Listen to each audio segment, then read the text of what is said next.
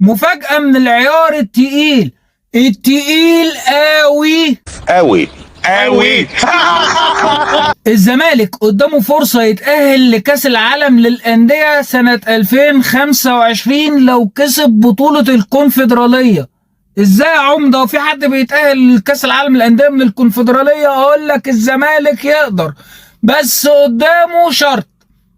لازم عشان الزمالك يتأهل لكأس العالم للأندية الفرق دي تطلع من دور المجموعات، اللي هي الترجي، صن داونز، سيمبا التنزاني، شباب بلوزداد، بترو اتلتيكو الانجولي، وبيراميدز. تقول لي بس كده لو الفرقه دي طلعت دور المجموعات الزمالك يتأهل كأس العالم للأندية؟ اقول لك لا، لازم كمان بايرن ميونخ يخسر الدوري الألماني.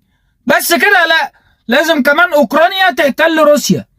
ساعتها لو الشروط دي حصلت الزمالك هيبقى رسميا في ذمة الله عادي.